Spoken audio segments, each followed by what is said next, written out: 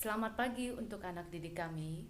Hari ini pertemuan kita prakarya dengan materi teknologi pengolahan limbah kertas dan teknologi pengolahan limbah plastik.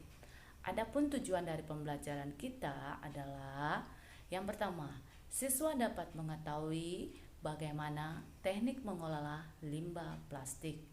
Yang kedua, siswa dapat mengetahui bagaimana pengelolaan limbah kertas. Itu dapat kita lihat dalam video sajikan untuk anak didik kami. Silakan menyimak bagaimana cara mengelola teknik limbah plastik dan limbah kertas. Dan produk turunannya bermula dari bibit pohon yang ditanam loh, yang kemudian menjadi batang kayu pada areal yang disebut hutan tanaman industri.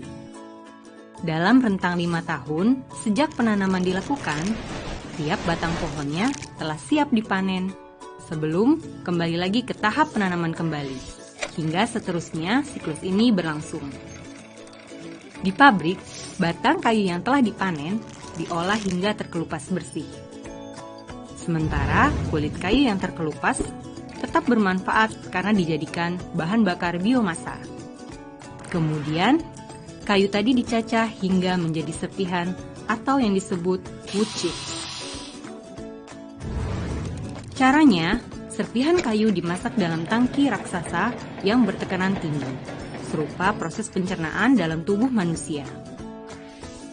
Hasilnya, dalam bentuk yang lembut, serat kayu yang dibutuhkan akan terpisah dari kandungan lainnya.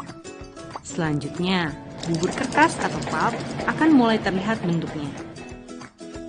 Sesuai kebutuhan, pulp ada yang dikeringkan hingga berbentuk padat dan siap dikemas. Ada pula yang langsung diproses ke tahap selanjutnya.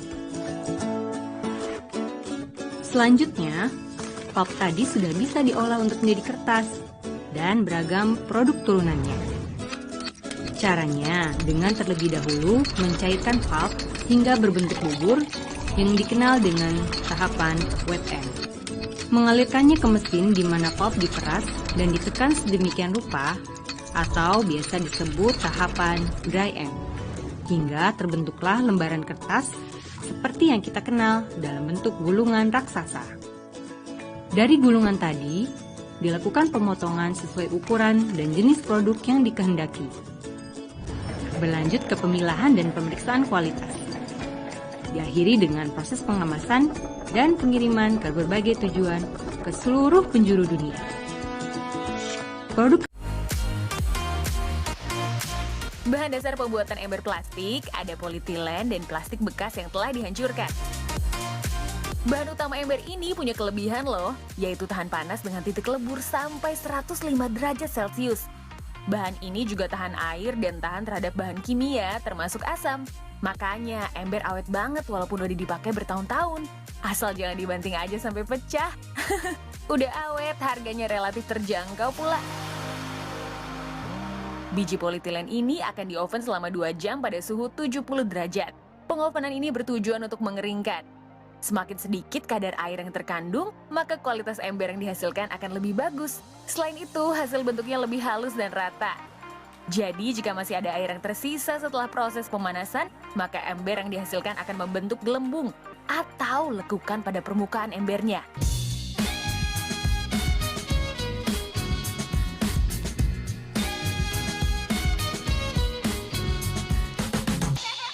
Setelah di-oven, sekarang kita mixing. Biji yang telah di-oven akan dicampur dengan plastik daur ulang yang telah dihaluskan tadi.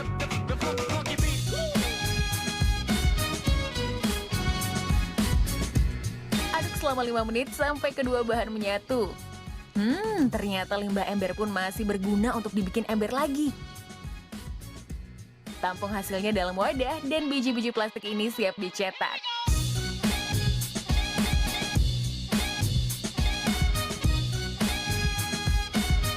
Ini dia mesin pencetak embernya.